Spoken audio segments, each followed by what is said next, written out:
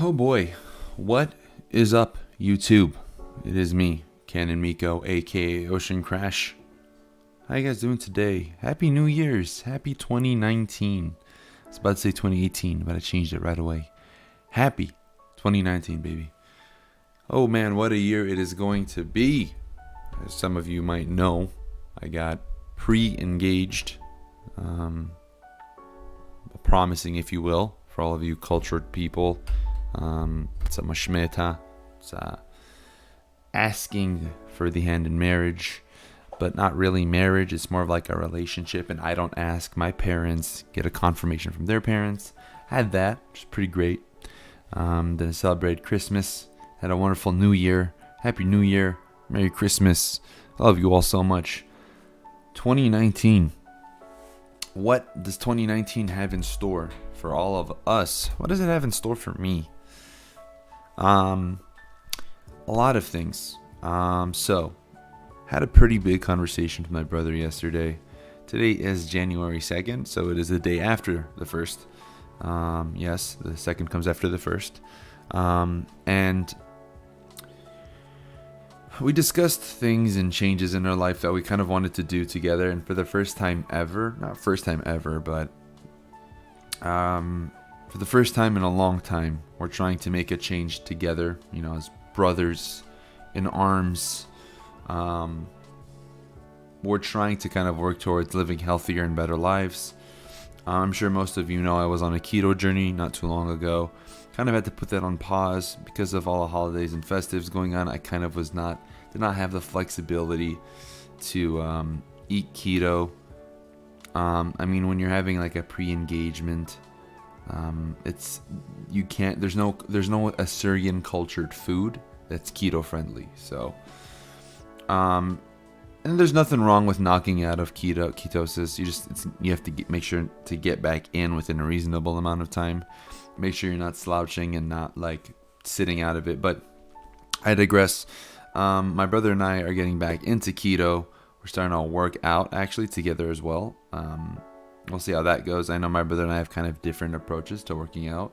And so we'll see how that goes. But I guess what I wanted to talk about today on this podcast, or this episode of Before We Work, is about perseverance, determination, and optimism, and on the contrary, pessimism. The biggest thing that I notice, and I'm sure most of you notice, the whole world notices, is the beginning of a new year comes new goals, new changes that is healthy with everyone's life. And I guess a part of that is to talk about not giving up so easily and continuing to work hard for what you want. I know right now the biggest issue is that once you want something, you don't really realize how difficult it is. You kind of have this boost in adrenaline of wanting to accomplish losing weight. For example, I really want to lose weight. I want to lose weight. This is the year. I'm going to go to the gym every day. I'm going to lose weight. And then what ends up happening is you don't lose weight. You don't lose weight. You give up after 2 weeks to a month, 3 months, whatever. You don't reach your goal. And Matt Diavella talks about this term that he calls grit.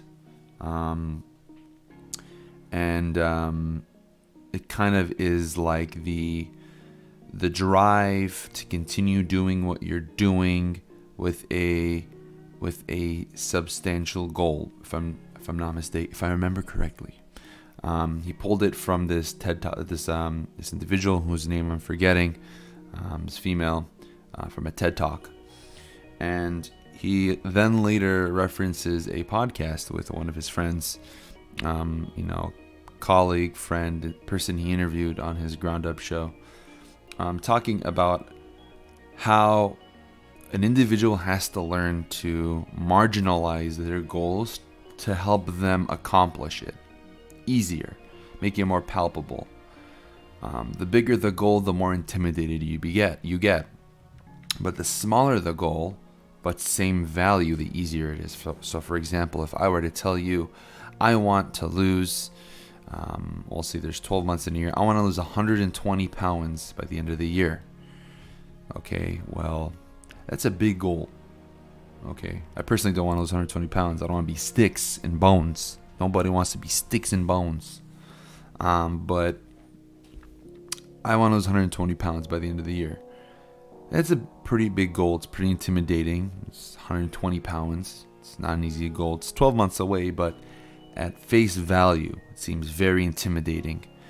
So they kind of have this scale, and if you're assuming you most likely may not accomplish or continue pursuing that goal because of how intimidating it is, and you rank it. So for example, if you think it's too hard and you don't think you'll finish it, you'll rank it like a 3 or a 4. So what is the solution? All right, you don't want to lose 120 pounds a year. What if we say, instead of losing 120 pounds a year, let's lose 10 pounds a month? Okay, 10 pounds a month doesn't sound too bad, but I still feel like it's hard, All right, that's fine. Let's lose 2.5 pounds a week. All right, I can do 2.5 pounds a week. It doesn't sound too intimidating. It sounds too easy. You're marginalizing the goal. And I know there's a little bit more included into what the individual on his podcast was talking about, but this is kind of like approach that I'm taking it as well. If I'm not mistaken, he talks about reducing the goal size and slowly building up to it rather than just having a large goal. So for example, if you want to lose 50 pounds a month, for example, or 50 pounds a year, but it's too hard, then let's try 5 pounds a year. Easy. All right, you start with that goal, and then once you get in the grind of doing that, all right, let's talk about doing 15 now. Oh, perfect. I'm already doing 5. 15 is going to be easy. I'm already on track to lose 5 and slowly building up. But approach I like to take is, instead of setting a long-term goal, instead of saying I want to lose 120 pounds a year, say I want to lose 2.5 pounds a week. Every week for the rest of this year. And it makes it that much more comfortable. 2 pounds a week, that's easy. 2 pounds a week, I can do that. 120 pounds a year, 2 pounds a week. 120 pounds a year, 2 pounds a week. 2 pounds, it's only 2 pounds. It's a week, So setting that goal, I think, makes it a lot more easier, and then makes it a lot more understandable. So learn to marginalize your goals, but make sure they have the same equal value. Same equal value. I want to save $120,000 a year. I want to save $250 a week. I think that's how the math is. No, that's $12,000. Yeah, $2,500 a week. I think, yeah, $2,500 a week. I want to save $120,000 a year. I want to save $2,500 a week.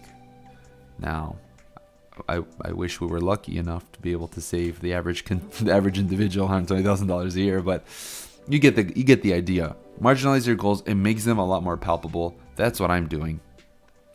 I'm working on getting ready and getting back into keto. I'm in the process of not just doing keto, but I'm in the process of doing a caffeine cleanse. As most of you know, I love coffee. I have too much of it, so much to the point it doesn't affect me.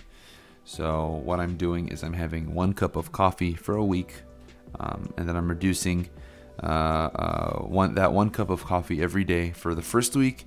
Going to reduce it to about 2-3 cups of coffee for that week. Once, I'll say maybe 1 Monday, 1 Wednesday, 1 Friday.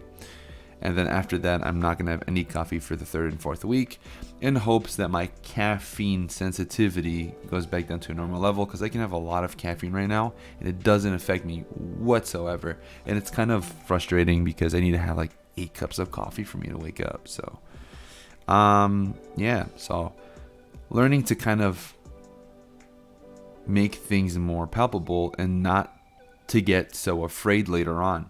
Like I said, we get hit with that adrenaline. 2019, 2018. Oh, I really want to lose weight. 2019's the year. Oh, I'm seeing all these sexy people with those sexy bodies. I want a sexy body. So 2019 comes, 2 weeks in, you're like, I just love cheeseburgers so much. I can't do it. I can't do it.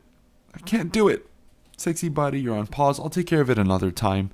I'll do it another time, sexy body. Leave me alone, sexy body. I need a cheeseburger. And then that's what usually happens. Kind of break it for some short-term pleasure. And that's really the trade-off. You're trading off short-term pleasure for long-term pleasure. That's not just in weight. It's really in anything that you're doing, whether it's weight, whether it's finances, buying a game or something like that, or going out and eating fast food every single day instead of eating a home-cooked meal, which saves you more money.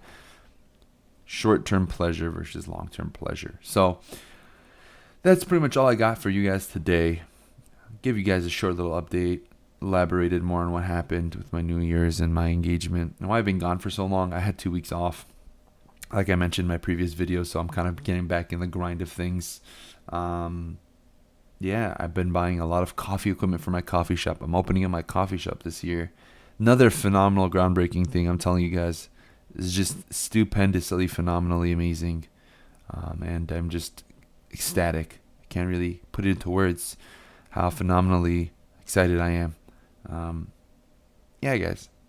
Thank you for tuning in today's episode of Before We Work. I hope you enjoyed our discussion about keto and marginalizing your goals so you can better accomplish them in 2019.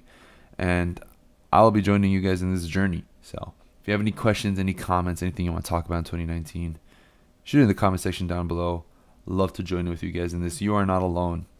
I'm here with you guys. So thank you so much for tuning in. I hope you guys have a wonderful day. Till later. Bye-bye. Peace.